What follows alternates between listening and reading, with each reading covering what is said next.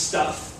What can this bank offer me, right? And again, I don't mean to be too pejorative, but things like free checking, there's so much stuff that's commoditized in the banking industry. You really have to find those things that make things unique, right? So now I say this can be personal. This can be personal depending on how you interact, right? And again, they may not want it to be personal. I don't mean to make it sound like people are like throwing their arms up and saying, I want a personal love relationship with MasterCard. They may not. But the point is they do want to have their information quickly, and most people would prefer that it's done in a human way. Now I say expected customer relationship management, right? Again, this to me is table stakes. If you want answering clients or customers, why? So I see an opportunity here, branding that's personal. All right. So this was an idea I had. Maybe someone's done it. I don't know if I'm copying it.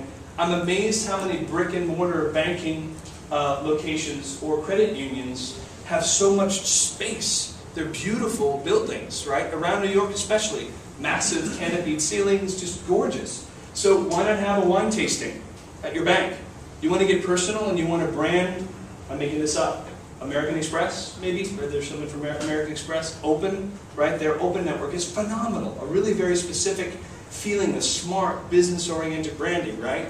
Well, it's after work and going home. Amex, I don't know that they don't have a brick and mortar bank, but you know, run with me on this. Pretend it's whatever other bank it is, Citibank, let's say Citibank.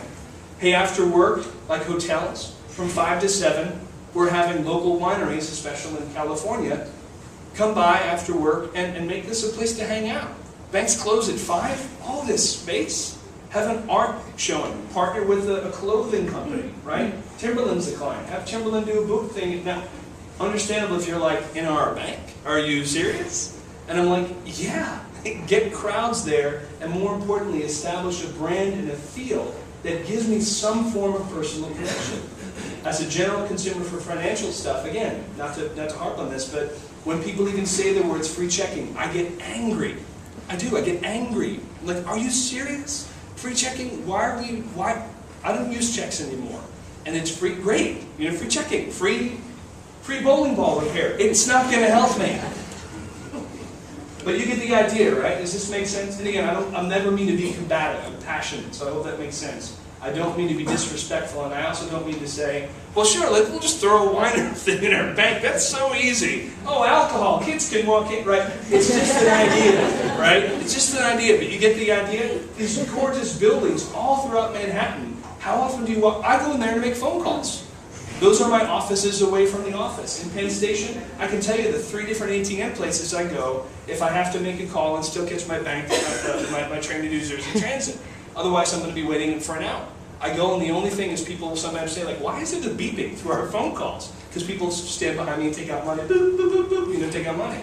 But all these different places that have physical space, you can establish a personal and social relationship, right? So virtual currency, this is what I'm very fascinated with as of late. And again, hopefully this is something I don't mean to from an expectation standpoint of what you came to see, not give you information you need, but this I think is extremely important in my line of work. It's also here today. So first of all, gamification.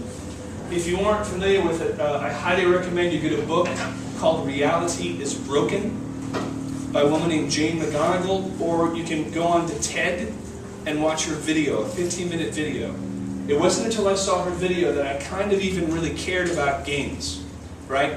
Now, besides the massive money industry, right, which, again, I'm speaking to financial people, I understand that you're not, whatever, but gaming is not just about teenagers playing games anymore. You probably know this, but the highest player of games on Facebook are women over 30. Right? Household income, boom, big, right? The other thing is the sheer numbers. I believe she'll have the numbers, but I think it's about 500 million people around the globe right now are active gamers. By the way, around the globe, right? We're a global agency, so I try not just to think about the States, North America, especially with mobile. If you stay in North America for thoughts on mobile, you're like 3 years behind, right? So the other thing is that my son is 8. He already has a bigger facility on the iPad 2 than I have. Right? And my daughter's 6, she can pick up my iPhone, boop, boop, boop, boop, right? So the 500 million people who are active gamers now, and gamers can be anything from anything on Zynga, you know, tic-tac-toe, Angry Birds, right? That 500 million number within, I think it's 15 years, okay? And active gaming means 20 hours a week or more. That 500 million number is going to go to 1.5 billion. In 10 years, it triples. There is no industry that cannot think about how games affect their business. Financial institutions, if you're thinking, well, gaming doesn't affect, you're dead wrong. And I'm sorry I didn't research all the apps, but the apps that, like mint.com, not just tell you what you're actually doing, right, but sort of reward you, like we talked about. All right, so here's something that... Excuse me, can you just repeat the author's name? Oh, sure, it's Jane McGonigal. I think it's McGonigal. And her book is Reality is Broken. If there are any planners in the room from agencies, it resonated very much with me. It wasn't just like, World of Warcraft, cool, kids like World of Warcraft. It was much more about the deep and lasting value people get from games. Not just slaying dragons, but things like we all know the rules when we play this game. In real life, you don't. We all have a leaderboard so I can see every day I have achieved value, right? As compared to I go for 6 weeks without my manager even noticing I'm alive, right?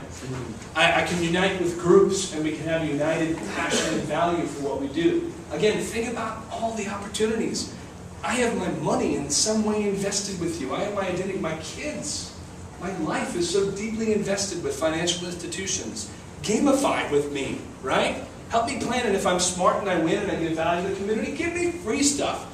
But don't just give me free stuff. Show me. One of the biggest rules about games, I did a great webinar on gamification yesterday, is that as my skill set increases, make my challenge just as hard.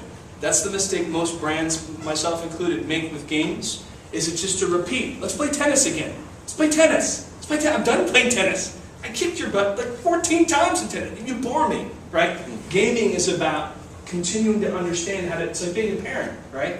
I'm a father. It's like my son plays chess. He generally kicks my butt. I have to keep thinking of how can I challenge him to bring him to the table.